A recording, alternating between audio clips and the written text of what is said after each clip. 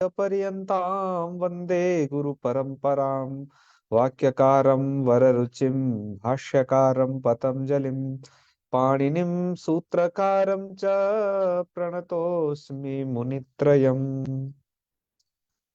सर्वेभ्यो नमो नमः। अद्य पाठे भवतां स्वागतम्। मित्रों, आज हम पढ़ेंगे कल्प, देश्य और देशीय और बहुच प्रत्ययों को। यह जो चारों प्रत्यय हैं, ये एक ही अर्थ में विधान होते हैं।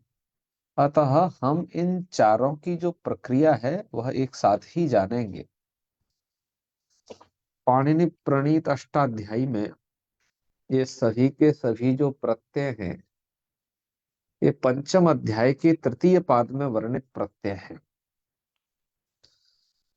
तो इनको क्रमशः देखिए किस अर्थ में विधान हुए हैं, इससे बनने के बाद जो प्रयोग हैं उनकी क्या स्थिति है, और इनके सदृश और कौन से प्रयोग बनते हैं।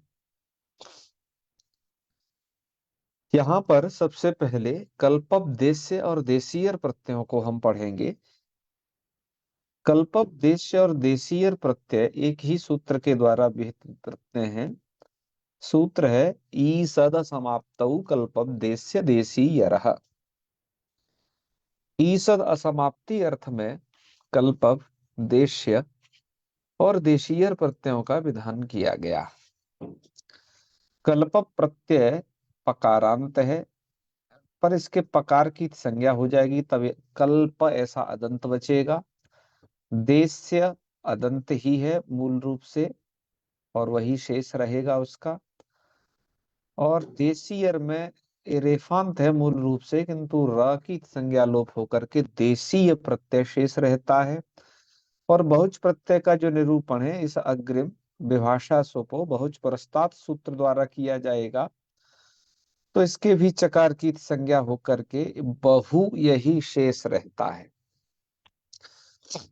अब सूत्र में आए हुए ईसद असमाप्तौ, इसका अर्थ समझना आवश्यक है। मित्रों, इस सूत्र का अर्थ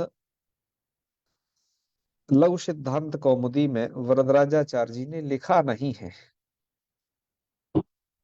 हमने सिद्धांत कौमुदी को भी देखा, तो जो वहां पर ईसद असमाप्तौ सूत्र में है वही वृत्ति में था, तो हमने कहा कि ये जो है सही नहीं है। काशिका को देखने के बाद स्पष्ट अधिक हुआ। काशिकाकार ने बड़ी बढ़िया व्याख्या इस स्थल की है। काशिकाकार यहाँ पर पहले असमाप्ति में समाप्ति जो शब्द है उसका अर्थ निरूपण करते हैं, क्योंकि अभावक ज्ञान में प्रतियोगी ज्ञान कारण होता है ना।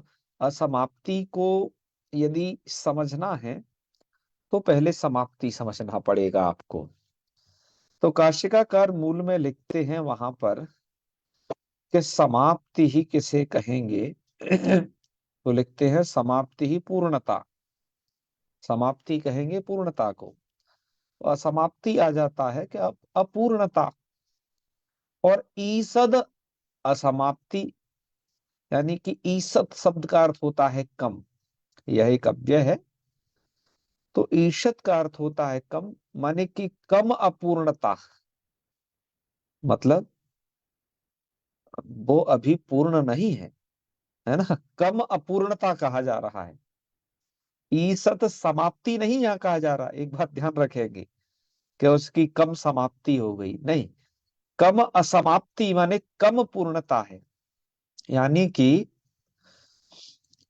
उसके यहाँ पर हमने ईषद असमाप्तौ को इधर ऐसा लिखा है कि किंचित न्यूनता विशिष्टे अर्थे। किंचित न्यूनता रह गई है, ठीक है, उसको हम कहेंगे किंचित न्यूनता।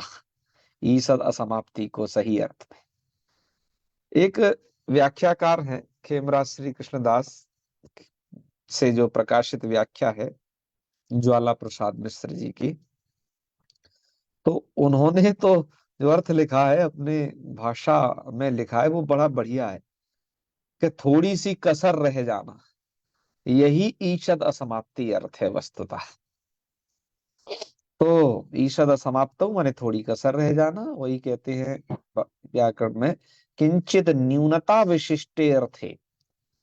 थोड़ी सी न्यूनता है उसमें, तो किंचित न्यूनता विशिष्ट अर्थ में विद्यमानात विद्यमान, सुबंतात तिङंताच्च, सुबंतों से भी और तिङंतों से भी, क्योंकि इसमें तिङश्चा की भी अनुवृत्ति आ रही है पूरी की पूरी। तो सुबंतात तिङंताच्च, दोनों से ही स्वार्थे, ये स्वार्थ में प्रत्ययभेद हो रहे हैं। कौन? कल्पब देश देशीय एते प्रत्यय शिव। तो मित्रों ये प्रत्यय स्वार्थ में भेद हो रहे हैं। इससे स्पष्ट हो जाता है कि वो बात अभी चल ही रही है कि अनिर्दिष्टाः प्रत्ययाः स्वार्थे भवन्ति। तो स्वार्थिक प्रत्ययों के होने से इसके जो लाभ हैं वो इसको प्राप्त होंगे। तो आइए प्रत्ययों को करते हैं। देखिए ईषद असमाप्ति ये अर्थ कहा जरूर है ना। तो ईषद असमाप्ति अर्थ जो है द्योतित हो, तब ये प्रत्यय लगते हैं, ये स्मरण रहे। अब यहाँ पर विग्रह दिया है और शब्द बनाया है विद्युत कल्पः, उसका विग्रह दिया है मूलकार ने ईसद ऊनो विद्वान, अर्थात कुछ कम विद्वान। एक तो ऐसा भी अर्थ है ईसद ऊनो विद्वान माने कि कुछ कम विद्वान। और टीकाकारों ने यहाँ पर और भी कुछ अर्थ समझे हैं जैसा इनका प्रयोग होता है। अर्थात जो कुछ ने कहा है कि लगभग विद्वान है, बैमी व्याख्याकार लिखते हैं कि विद्वान के सदृश या विद्वान के तुल्य। कहने का मतलब है अभी वास्तविक विद्वान होने में कसर है उसके, सही मायने में अभी वो विद्वान बना नहीं है। तो आप उसके लिए क्या प्रयोग कर सकते हैं संस्कृत में? विद्वत कल्पः, विद्वत देश्यः और विद्वत देशीयः, इस प्रकार के प्रयोग संस्कृत में उसके लिए होंगे। तो ये बनते कैसे हैं? तो यही स्थिति है। विग्रह तो दिया है ईषद ऊनो विद्वान, तो विद्वत्सु प्रथमांत से ही प्रत्यय विधान है। और ईषदून अर्थ में कल्पप कर लीजिए पहले, फिर देश्य कर लेना, फिर देशीयर कर लेना। कल्पप का कल्प ऐसा शेष रहेगा, हमने भी बताया ही है आपको, देश देश रहता है और देशीयर का देशीय शेष रहता है। विद्वस के इस सकार को एक सूत्र आपने पढ़ा है हलंत पुल्लिंग में, वसु स्वंसुधन स्वनडुहांदः, इस सूत्र से सकार को दकार हो जाता है, तो विद्वद कल्प ऐसी स्थिति होगी। विद्वद कल्प। उसके पश्चात कल्प का जो ककार है ये खर परी है, तो जो दकार है वो तकार में कन्वर्ट हो जाएगा प्रथम वर्ण में, क्योंकि खरी झलाम चरह शिव चर में प्रथम वर्ण आते हैं। तो विद्वत कल्प, और उसके पश्चात आप तद्धितांत तत्वात् प्रातिपदिक संज्ञा जो हुई है उसी को मान करके विद्वत कल्पः, इस प्रकार से सुविभक्ति में आप रूप बना सकते हैं। यहाँ पर विद्वत शब्द पुल्लिंग है, अतः विद्वत कल्पः इस तद्धितांत का भी प्रयोग पुल्लिंग में ही होगा। एक नियम है इसके लिए, एक परिभाषा है इसके लिए कि स्वार्थिकाः प्रकृति तो लिंग वचनानि अनुवर्तन्ते। जो स्वार्थिक प्रत्यय होते हैं वो प्रकृतितः लिंग वचनानि अनुवर्तन्ते, अर्थात वो प्रकृति से लिंग वचनों का अनुवर्तन कर लेते हैं। कहने का मतलब है कि स्वार्थिक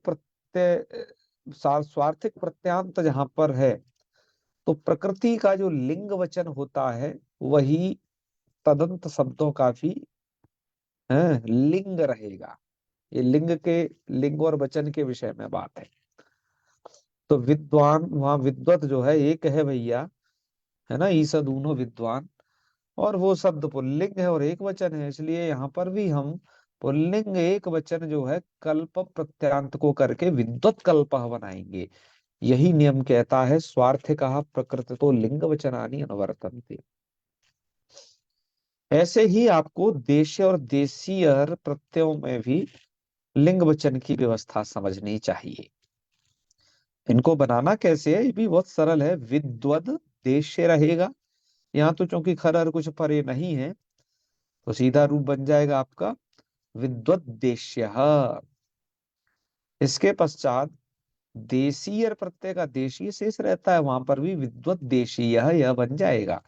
और तीनों का अर्थ अभी आपको बताए मित्रों वही है कि थोड़ा कम विद्वान जिसके विद्वान होने में थोड़ी कसर, और जो विद्वत तुल्य है, माने कि विद्वान नहीं विद्वत तुल्य है। इसी प्रकार से देखिए आजकल सभाओं में प्रयोग किया जाता है गुरुकल्पः। ठीक है, गुरुकल्पः। तो गुरुकल्पः का मतलब यह होता है कि अभी पूर्ण गुरु नहीं है, उसके गुरु बनने में भी कसर है। यानी कि गुरु सदृश है मात्र, वो बस गुरु नहीं है अभी पूर्ण रूप से वो। गुरुकल्प ऐसे प्रयोग कर दिए जाते हैं, कहाँ तक उचित है ये निर्णय किया जाए। हाँ, भ्रातृकल्पः, मातृकल्पः, ये तो सब किए ही जाते हैं कल्प प्रत्यय लग कर। और इनमें भी देश से देशी का इनका बड़ा कम प्रयोग है, ये कल्प वाला ज्यादा है। तो आप इन प्रत्ययों को समझ गए और इनसे बने हुए प्रयोगों को समझ गए होंगे इसी प्रकार से। अब इसके पश्चात, क्योंकि ये देखिए सुबंत के अलावा तिङंत से भी होते हैं, इस पूरी एक लाइन में तो आपने सुबंत के उदाहरण पढ़े। और हाँ, एक बात और कहनी है, ये ये जो बहमी व्याख्याकार ने विद्वत देश्य यह उदाहरण दिया नहीं है। उन्होंने विद्वत कल्पः विद्वत देशीय ये दो उदाहरण ही प्रस्तुत किए हैं। हमें ये लगता है कि बहमी व्याख्याकार से ये छूट गया है, ये देना चाहिए। हमने और प्रतियों में देखा, वहां पर ये विद्वत देश्य है और देना भी चाहिए भाई। तीन प्रत्यय लगातार विधान कर रहे हैं, कल्पक देश्य और देशीय, उसमें से आप कल्पक प्रत्यय का विद्वत कल्पा दे देंगे, विद्वत देशीय दे देंगे। भाई ये विद्वत देशीय ने क्या बिगाड़ा है? हमें लगता है ये थोड़ा छूट गया है, बहमी व्याख्या में से जोड़ लेना चाहिए। आइए इसके पश्चात अब तिङंत का उदाहरण प्रस्तुत करते हैं। मूलकार ने जैसे यहाँ पर कहा है कि सुबंता तिङंताच्च, तिङंत से भी होता है स्वार्थ में कल्पक देश और देशीय। तो चलिए तिङंत से करते हैं। उसका उदाहरण दिया है पचति कल्पम। देखो होते तो तीनों हैं, कल्पम भी होता है, देश भी होता है, देशीय भी होता है। मूलकार ने उदाहरण एक दिया है, पचति कल्पम बस। और बाकी उदाहरणों की आप ऊहा कर लो, क्योंकि ये लघु सिद्धांत है ना, यहाँ काशिका की तरह सब थोड़ी ना लिखा जाएगा। तो पचति कल्पम ये जाने इससे, तो ये कैसे बनाना है आपको। तो देखिए ईषदून अर्थ में, मतलब ईषद असमाप्ति अर्थ में ये प्रत्यय विधान कर रहे हैं। तो देखो वृत्तिकार तो यहाँ पर ईषदून करके विग्रह करते हैं, आप ईषद असमाप्ति अर्थ में भी विग्रह कर सकते हैं, कोई समस्या नहीं है ना। हाँ, तो चलिए एक प्रकार से विग्रह कर लिया जाए, ईषदूनम पचति, माने कि थोड़ा कम पकाता है, मतलब पकाने में ऐसा है कि बहुत अच्छा नहीं पकाता है। ईषदूनम पचति, तो पचती देखो इस तिङंत से प्रत्यय किया। देखो तिङंत से करना है, धातु से मत कर लेना कि तुम सोचो पच से अब कर ले, नहीं, पचती से करना है, तिङंत से। तो पचती कल्प अप करिए, तो पचती कोई प्रक्रिया खास है नहीं, बस मिला देने से रूप बन रहा है, पचती कल्प बनेगा, स्वादि कार्य करके पचती कल्पम बना देना है यहाँ पर। यहाँ पर स्थिति क्या है कि ये क्रिया है ना। अतः इसमें इस क्रिया में यहाँ पर क्रिया का कुछ लिंग इंग पता चलता नहीं है कि क्या है, और इसलिए इन्होंने उसे नपुंसक लिंग एक वचन में ही पचति कल्पम पचति देस्यम पचति देसीयम, इस प्रकार से इन तीनों प्रत्ययों को करके रूप बना लिया है। ठीक है। और एक विशेष बात और कहनी है, इस जो कल्पम देश देशीय प्रत्यांत जो शब्द होते हैं उनके लिंग और वचन के विषय में। वैसे तो साधारण नियम यही है कि स्वार्थिका प्रकृतो लिंग वचनान्य वर्तन्ते, जैसा हमने आपको विद्वत कल्पः विद्वत देश्य और देशीयर में बताया। किंतु एक नियम यह भी कहता है, एक परिभाषा और परिभाषा इंदु शेखर में दी वहीं पर दूसरी परिभाषा यही है कि क्वचित स्वार्थिकाः प्रकृतितो लिंग वचनानि अतिवर्तन्ते। कहीं कहीं जो स्वार्थिक प्रत्यय हैं वो प्रकृति की अपेक्षा लिंग वचनों का अतिवर्तनते, मतलब लिंग वचनों का अतिक्रमण कर देते हैं। ताकि वो कैसे, ताकि देखिए वो ऐसे करते हैं लिंग वचनों का अतिक्रमण। एक उदाहरण प्रस्तुत किया है बड़े ग्रंथों में, और बाल मनोरमा में भी इसकी चर्चा है, मूल रूप से भाष्यकार ने ये सब चर्चा की है। तो वहां पर दिया उन्होंने कि गुड़ कल्पा द्राक्षा शर्करा कल्पो गुड़, इस प्रकार से। तो देखो थोड़ा सा आपको इसको लिख करके बता देते हैं। गुड़ कल्पा क्या स्थिति है, द्राक्षा। तो देखो यहां पर हुआ क्या, गुड शब्द पुल्लिंग है, ठीक है ना। तो विग्रह होना चाहिए ई सदूना गुड़, माने के थोड़े बहुत गुड़ के, गुड़ वाली, गुड़ सदृश क्या हुए, द्राक्षा। द्राक्षा कहते हैं आपको अंगूर से, अंगूर से बनी हुई कोई वस्तु। तो गुड़ कल्पा द्राक्षा प्रयोग किया है, द्राक्षा दाख को भी कह देते हैं। द्राक्षा ये जो किशमिश वगैरह है इनको भी आप द्राक्षा कह सकते हैं। एक ऐसी होती है गुड़ कल्पा होती है, मतलब गुड़ के सदृश होती है, मतलब गुड़ के समान कुछ मीठी होती है। अब यहाँ पर गुड़ शब्द है पुल्लिंग, तो इस प्रकृति के ही अनुसार यहाँ गुड़ कल्पः प्रयोग होना चाहिए था, है ना। क्योंकि नियम वही था कि स्वार्थिकाः प्रकृतो लिंग वचनान्य न वर्तन्ते। लेकिन यहाँ पर इस बात का अतिक्रमण हो गया कुछ, क्योंकि क्वचित स्वार्थिकाः प्रकृतितो लिंग वचनानि अतिवर्तन्ते, उनका अतिवर्तन कर देते हैं, मतलब उसे त्याग करके इस द्राक्षा, इस विशेष्य की उपस्थिति के अनुसार यहाँ पर लिंग का विधान हुआ है और वचन का भी विधान हुआ है। तो इसलिए गुड़ कल्पा द्राक्षा में जो गुड़ कल्पा शब्द बना, ये द्राक्षा के अनुसार इसमें लिंग वचन की व्यवस्था हुई है। ठीक है, आप इसे समझ गए होंगे। ये हालांकि मूल का हिस्सा नहीं है, लेकिन मूल में यदि आपको कहीं लिंग और वचन संबंधी कुछ समस्या आए तो इस व्याख्या को अवश्य समझ लीजिएगा। अब इस एक सूत्र की व्याख्या के पश्चात हम बढ़ते हैं दूसरे सूत्र की तरफ। वो है बहुच प्रत्यय का विधान करता है। तीन प्रत्यय तो हमने पढ़ लिए, बहुच प्रत्यय की बारी है। मित्रों यह बहुच प्रत्यय बड़ा ही विशिष्ट है। सूत्र है इसके लिए, विभाषा सुपो बहुच पुरस्तात् तु, ये है। यहाँ पर जो अर्थ है वो ऊपर वही अर्थ है, ईषद असमाप्ति विशिष्टे अर्थे सुबंतात बहुच वा स्यात्।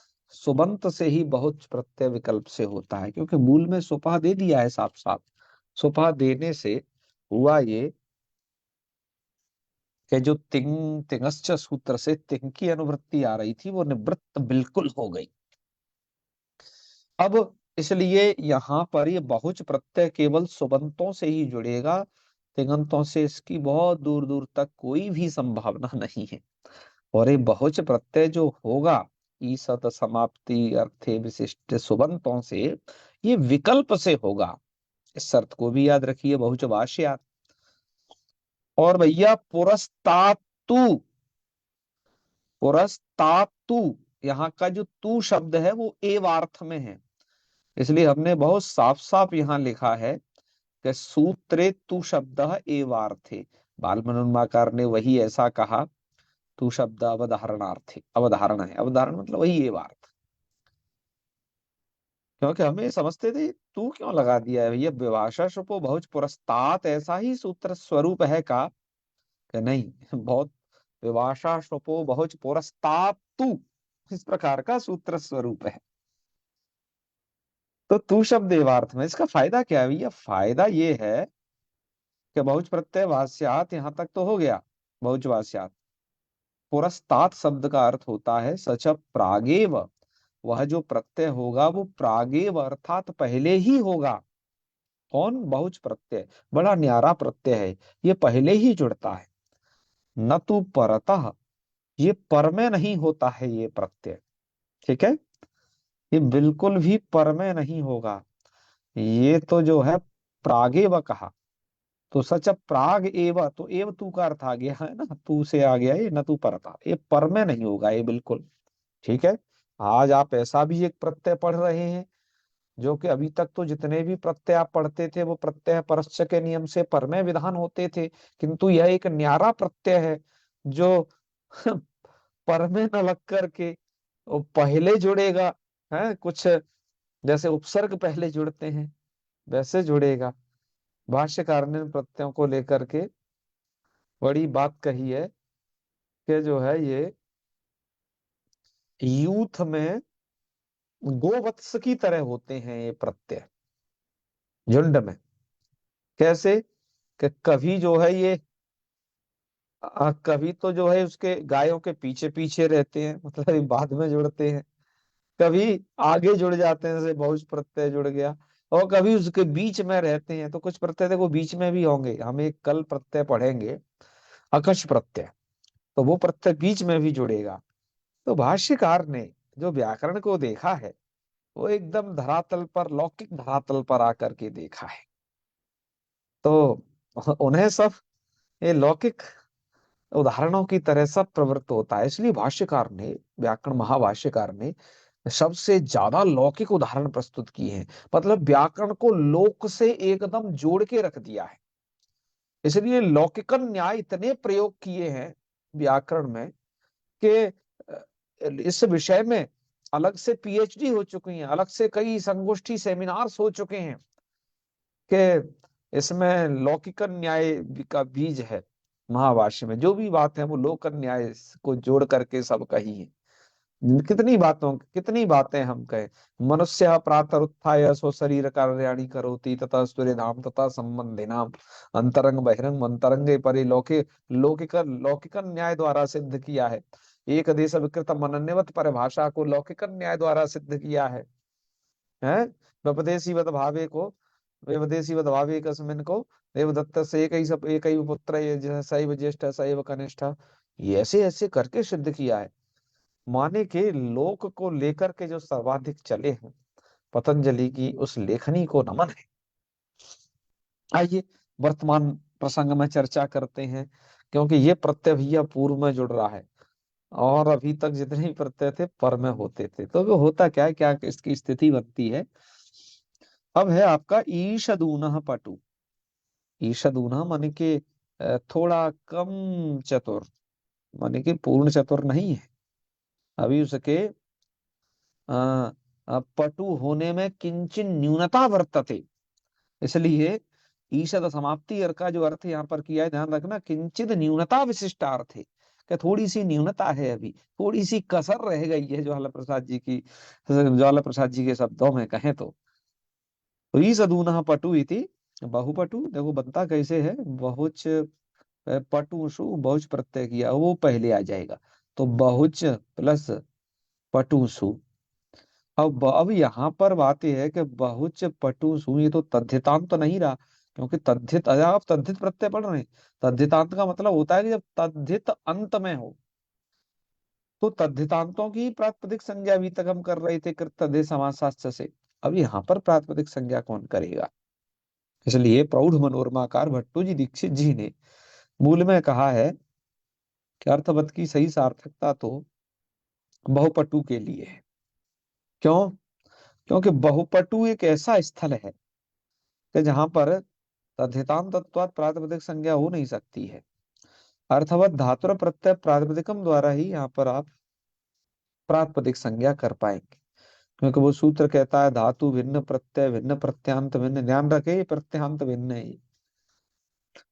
तो धातु तो ये जो है बहुच पटुसु, यह जो समुदाय है ये धातु भिन्न है, प्रत्यय भिन्न और प्रत्यांत भिन्न भी है, ध्यान रखना। देखो पटुसु ये प्रत्यांत हो सकता है, लेकिन बहुच प्लस पटुसु यह जो समुदाय है ये उससे भिन्न है। अतः यहाँ पर अर्थवत धातुर प्रत्यय अर्थवान तो है ही है। तो अर्थवत धातुर प्रत्यय से प्रातिपदिक संज्ञा करके विभक्ति का लुक कर लिया जाता है, जिससे सुविभक्ति लुक हो जाएगी। और बहुवचन आप जानते ही हैं, बहु ही शेष रहता है। तो बहु और पटु और स्वादि कार्य करके बन जाएगा बहुपटु। बहुपटु के विषय में एक लिंग वचन से संबंधित एक विशेष बात जाने। महाभाष्यकार ने एक पंक्ति दी है, श्याद ईषद असमाप्त तु बहुच प्रकृति लिंगता। अर्थात ईषद असमाप्ति अर्थ में जो बहुच है प्रत्यय, वो प्रकृति लिंगता, वो प्रकृति के लिंग के अनुसार चलता है। तो बहु की प्रकृति है पटु, पटु शब्द जो है इधर पुल्लिंग प्रयोग है, तो उसका भी बहुपटु इस पूरे का पुल्लिंग में ही प्रयोग होगा। ठीक है, ये कहना चाह रहे हैं। अच्छा, और ये प्रत्यय विकल्प से होता है मित्रों, इसलिए बहुपटु के बाद आप इससे कल्प दे से देशीय प्रत्यय भी करना चाहेंगे, ईसत समाप्ति अर्थ में वो विधान किए गए हैं, तो वो भी हो जाएंगे। तो यहाँ पर बहुपटु के पश्चात आप पटु कल्पह बना सकते हैं। देखो एक प्रयोग दिया, और दिए नहीं है, पर पटु देश्य और पटु देशीय ये प्रत्यय भी बनाएंगे, मतलब ये तत्प्रत्यांत शब्द भी बनाएंगे आप। तो कल्पक भी करिए, देश भी देशीय करिए। ध्यान रहे ये वाले प्रत्यय बाद में जुड़ेंगे, ये पहले नहीं जुड़ेंगे। बस बहुच पहले जुड़ता है। क्यों? विशेष सूत्र, इस सूत्र में विशेष उसका नाम लेकर के कहा गया। विशास विभाषा सुपो बहुच पुरस्तात् तु। पुरस्तात् का मतलब होता है प्रागे, वो पहले ही जुड़ेगा। ठीक है, चलिए आपने इस विषय को जान लिया। अच्छा, इस सूत्र में कहा कि सुपह के कहा कि ये क्यों कहते हो कि सुबंतात, सुबंत से ही ये प्रत्यय हो। कहा कि सुबंत से इसलिए कहते हैं जी तिङंत से ना हो जाए ये प्रत्यय। कौन सा? बहुच प्रत्यय। तिङंत से तो ईसद समाप्ति अर्थ में कल्पम देसे देशीय हो रहे हैं, तो वही होते रहेंगे। इसलिए कह रहे हैं यहाँ पर जयति कल्पम। तो जयति ये तिङंत है। ठीक है, तो यहाँ पर आप बना दीजिएगा जयति कल्पम। मित्रों जयति कल्पम यह जो है, ये बहुत सारे संस्करणों में, जो प्रचलित संस्करण है उनमें यजति कल्पम भी है। और हमने वैयाकरण सिद्धांत कौमुदी के भी संस्करण इस संदर्भ में देखे, उसमें भी यजति कल्पम है। तो बस ये पाठ भेद ही समझिए। चैन्य संस्करण में तो ये पचती कल्पम है, माने जो पचती कल्पम इधर था वो उधर भी है, पर उन्होंने पचती कल्पम को थोड़ा अलग अलग लिखा है। चैन्य संस्करण में उन्हें एक करके लिखना चाहिए, उसे एक पद बना करके ही लिखना चाहिए। तो खैर चाहे तीनों में से आप कोई सा भी रख लें, प्रत्युदाहरण में कोई समस्या नहीं है। तीनों के जो भी होगा वो सही पाठ है, उसमें कोई समस्या नहीं है। क्योंकि लोक में भी ना आगे के शब्दों को कुछ पीछे कर देते हैं, तो यजति का कोई जयति कर दिया होगा, हमें ये लगता ही है। तो यहाँ पर भी बस कहने का तात्पर्य एक ही है कि सुबंतों से बहुच प्रत्यय नहीं होगा। तो जैसे आपने पचति कल्पम, पचति देश्यम, पचति देशीयम ये तीन रूप बनाए, ऐसे ही जयति कल्पम, जयति देश्यम, जयति देशीयम, यदि यति है तो यति कल्पम, यति देश्यम और यति देशीयम, ऐसे प्रयोग आप बना ही लीजिएगा ये प्रत्यय करने के पश्चात। ठीक है, तो मित्रों आज के पाठ को हमें यहीं तक पढ़ाना था। थोड़ा सा अब ये देख लेते हैं हम, यह जो आपके सुधा व्याख्याकार है वो इस संदर्भ में क्या कहे हैं, उसका भी अवलोकन कर लेते हैं। क्योंकि उस पुस्तक को हम अपने लघु सिद्धांत कौमुदी पढ़ाते वक्त पूरा देख रहे हैं, सुधा व्याख्या को। कहीं उसमें कुछ समस्या भी आ रही है, उसको लेकर के भी हमने जगह जगह बातें की हैं।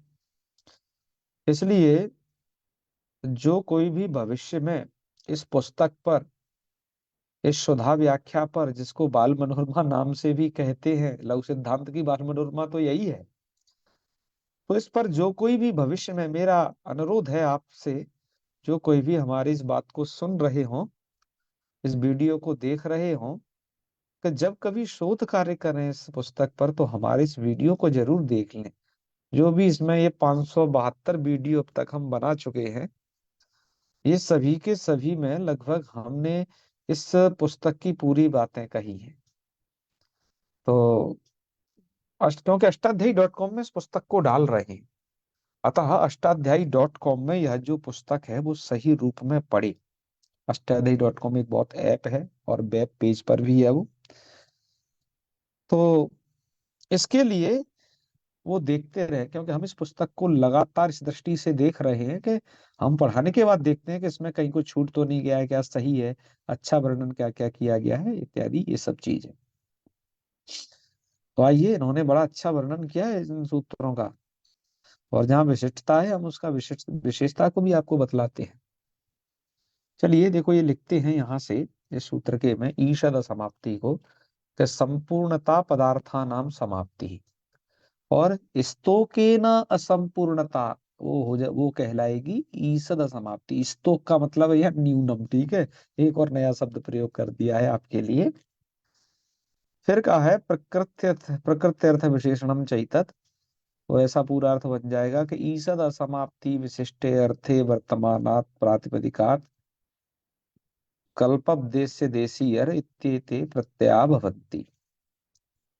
ठीक है, रूप बना रहे हैं विद्वत कल्पा, कैसे कि ईसद ऊनो विद्वान विद्वत कल्पा इत्यत्र ईषद असमाप्तौ कल्पवदेश देशीयर इति कल्पपि, कल्प प्रत्यय करेंगे, उसके पकार के लोप करने के बाद पर लिखा है पलोपे, शुपो लुकी, बन जाएगा विध्वस कल्प इति जाते, वसु संशोधन स्वर्णुआंध इति सस्य धत्वे खरीच ऐसी दत्व दस्य तत्वे, और विभक्ति कार्य चक्रते रूपम। ठीक है, बन जाएगा, कोई समस्या नहीं। एवं देश से प्रत्यय विद्वत देश देशी हरि विद्वत देशीय, बहुत अच्छा, बढ़िया लिखा है। एवं किंचिदूनम पचति इत्यत्र कल्पपि, कल्प प्रत्यय करेंगे, पचति कल्पम, ऐसा ये रूप बनेगा। विभाषा शुभो इति ईशद समाप्तो, ये सब अनुवर्तित होगा। ठीक है, तो ये सब ईशद समाप्ति विशिष्ट अर्थ ये सब बन जाएगा। बहुपटु बनाने के लिए क्या करें, तो लिख रहे हैं ईशद ऊनः पटु, बहुपटु। सूत्रार्थ यहाँ नहीं दिया क्योंकि सूत्रार्थ मूल में दे दिया है, इसलिए।